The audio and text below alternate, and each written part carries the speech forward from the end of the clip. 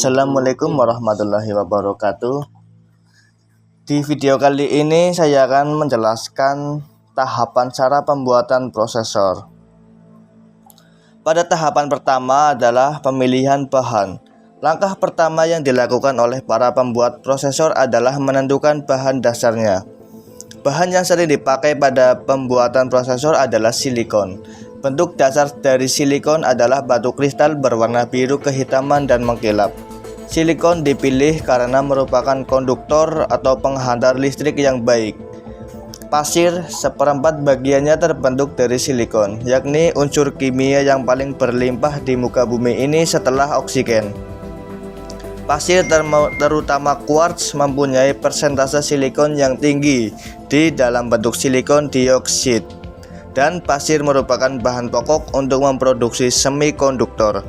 Setelah memperoleh mentahan dari pasir dan memisahkan silikonnya, materi yang kelebihannya dibuang. Tahapan nomor 2 adalah pemurnian silikon. Silikon yang didapatkan kemudian dimurnikan secara bertahap hingga mencapai kualitas semikonduktor manufacturing quality atau biasa disebut electronic grade silicon. Pemurnian ini menghasilkan sesuatu yang sangat dahsyat, di mana electronic grade silicon hanya boleh memiliki satu alien atom di tiap 1 miliar atom silikon. Setiap tahap pemurnian silikon selesai, silikon memasuki fase peleburan. Kita bisa melihat bagaimana kristal yang berukuran besar muncul dari silikon yang dileburkan. Hasilnya adalah kristal unggul, kristal tunggal yang disebut ingot. Kristal tunggal ingot ini terbentuk dari electronic grade silicon. Besar satu buah ingot kira-kira 100 kg atau 220 pound dan memiliki tingkat kemurnian silikon hingga 99,99%.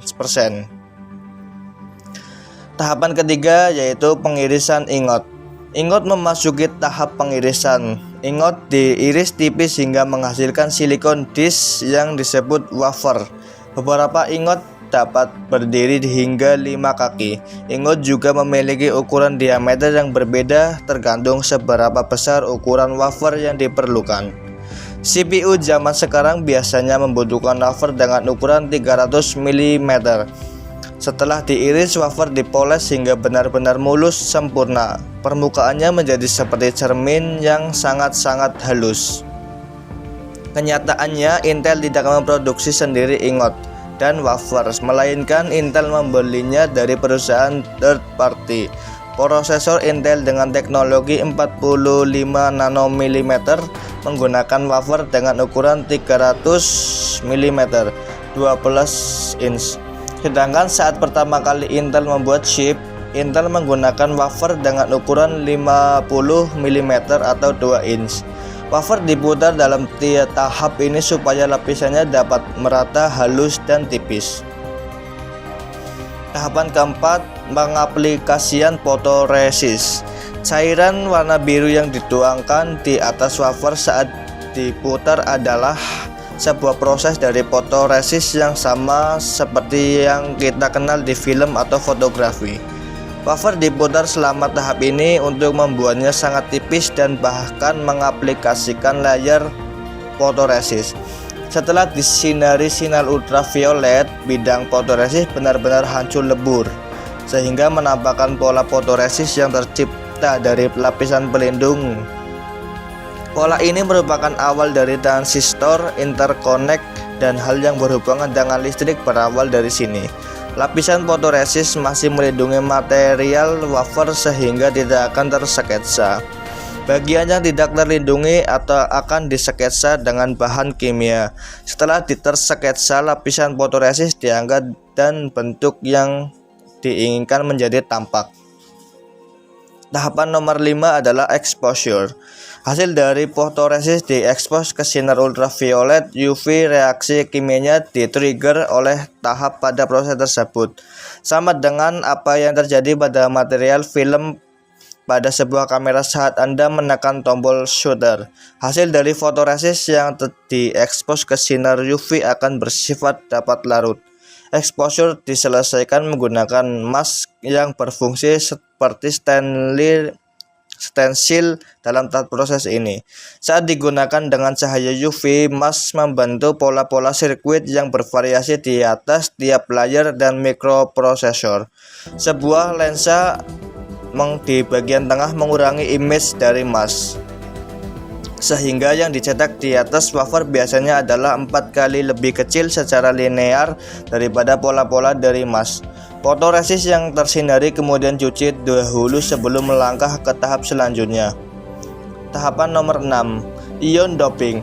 Proses pencucian ini dinamakan ion doping. Proses di mana partikel ion ditabrakkan ke wafer sehingga sifat kimia silikon dirubah. Agar CPU dapat mengontrol arus listrik melalui proses yang dinamakan ion implantation. Bagian dari proses ion doping, daerah silikon pada wafer ditembak oleh ion. Ion ditanamkan di silikon supaya merubah daya antar silikon dengan listrik. Ion didorong ke permukaan wafer dengan kecepatan tinggi. Medan listrik melajukan ion dengan kecepatan lebih dari 300 km per jam atau sekitar 185 mph. Setelah ion ditanamkan, fotoresis diangkat dan material yang berwarna hijau pada gambar sekarang sudah tertanam. Alien atom transistor ini sudah hampir selesai.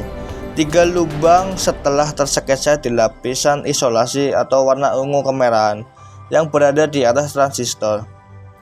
3 lubang ini akan diisi dengan tembaga yang berfungsi untuk menghubungkan transistor ini dengan transistor lain.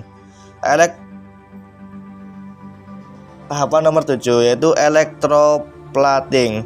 Wafer memasuki tahap copper sulfate solution. Pada tingkat ini, ion tembaga disimpan ke dalam transistor melalui proses yang dinamakan ion tembaga berjalan dari terminal positif anode menuju terminal negatif kathode. Ion tembaga telah menjadi lapisan tipis di permukaan wafer. Banyak lapisan logam dibuat untuk saling menghubungkan bermacam-macam transistor.